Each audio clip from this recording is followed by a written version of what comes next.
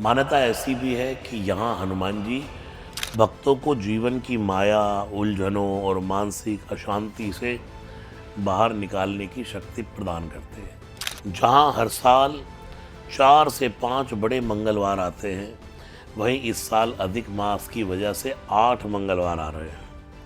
हनुमान जी के भक्त हैं, लेकिन फिर भी ज़िंदगी में रुकावटें महसूस होती हैं, तो शायद अभी तक आपने हनुमान जी की कृपा को पूरी तरह से समझा नहीं। मंदिर जहाँ कथा जीवित है, कुछ ऐसे स्थान जहाँ ये भावना अलग रूपों में दिखाई देती है।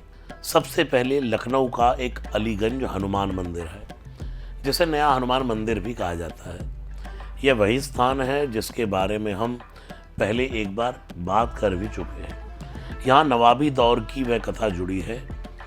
मूर्ति की स्थापना हुई, वहीं से बड़े मंगलवार की परंपरा ने एक स्पष्ट रूप ले लिया।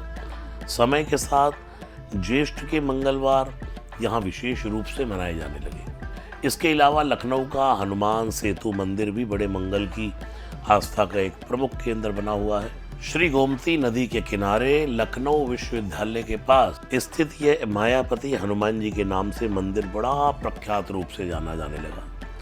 मान्यता ऐसी भी है कि यहाँ हनुमान जी भक्तों को जीवन की माया, उलझनों और मानसिक अशांति से बाहर निकालने की शक्ति प्रदान करते हैं। और ख़ास तौर से छात्र और युवा यहाँ बड़ी बड़ी संख्या में आते हैं।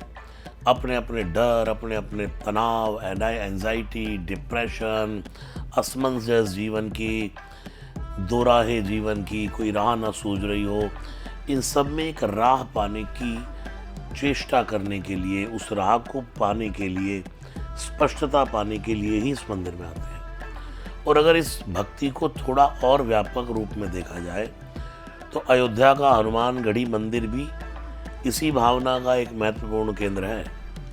यहाँ लंका विजय के बाद भगवान श्री राम ने यह स्थान हनुमान जी को श्रीनिवास के रूप में प्रदान कर दिया, मानो गिफ्ट दे दिया। क्योंकि जब लंक विजय होकर के भगवान आए, तो भगवान ने सबको भेजा, अब ग्रह जाओ सखा तुम भजो मोहि दृढ़ नेम। सब चले गए अपने अपने घर, लेकिन हनुमान जी ने श्री राम के चरण पकड़ लिए। प्रभु, मैं कहाँ जाऊँ, मेरा तो कोई घर ही नहीं है। जहाँ हनुमानगढ़ी मंदिर है, यह स्थान यह हनुमान जी को प्रदान कर दिया। वही स्थान राम जी का दर हनुमान जी का घर बन गया। इसलिए परंपरा ऐसी है कि यहाँ अयोध्या के जितने निवासी हैं, हनुमान जी उन सब की रक्षा करते हैं, या जो दर्शन करने आता है हनुमान जी उसके सब संकटों को दूर करते हैं। परंपरा यह भी है कि पहले हनुमान जी के दर्शन किए जाते हैं, उसके बाद ही भगवान राम के दर्शन होते हैं। क्योंकि राम दुआरे तुम रखवारे, होत न आज्ञा बिन पैसारे। श्री राम के पास जाने का एक ही द्वार है, वो है हनुमान जी के मार्ग का, कृपा का द्वार। जैसे एक संकेत कि सेवा के बिना भक्ति अधूरी है, बड़े मंगल के दिन यहाँ भी विशेष पूजा होती है। और 2026 को बड़ा मंगल इतना अलग क्यों कहा जाता है, आइए थोड़ा सा इस पर प्रकाश डालते हैं। जहाँ हर साल 4 से 5 बड़े मंगलवार आते हैं, वहीं इस साल अधिक मास की वजह से 8 मंगलवार आ रहे हैं। और हनुमान जी अष्ट सिद्धि नवनिधि के दाता। मैं कहता रहता हूँ, एक एक मंगलवार एक एक सिद्धि प्रदान करने वाला होता है इन 8 मंगलवारों में। तो एक सवाल अपने आप भी खड़ा हो जाता है कि हमें क्या करना चाहिए, इन मंगलवारों पर हम क्या करें। बड़े मंगल पर हनुमान जी की पूजा करना, मंदिर जाना, यह सब तो बहुत आवश्यक है, लेकिन सबसे ज़रूरी बात है भंडारा। यानी कि हमारे यहाँ भोजन का बहुत महत्व है। अन्नम ब्रह्मेति विजानात। भगवान बड़े प्रसन्न हो जाते हैं जब भोजन और भजन एक साथ होता है। तो आइए इस 19 मई और 23 जून को जो मंगलवार आ रहे हैं, आपके साथ मैं स्वयं आपके साथ बैठ कर के श्री हनुमान जी के संकट मोचन हनुमान चालीसा महायज्ञ को और हनुमान जी के सिंदूर से अभिषेक को संपन्न करूंगा। तो इस पावन अनुष्ठान से जुड़कर के बजरंग बली की असीम कृपा के हम सब पात्र बनेंगे और अपने जीवन के सभी संकटों को, बाधाओं को, दुखों को श्री हनुमान जी की कृपा से उसका अंत करके समृद्धि का आशीर्वाद प्राप्त करेंगे। लेकिन जो बात सबसे ज़्यादा महत्वपूर्ण है, वह है भावना की। क्योंकि जाकी रही भावना जैसी, प्रभु मूरत देखी तिरत ऐसी।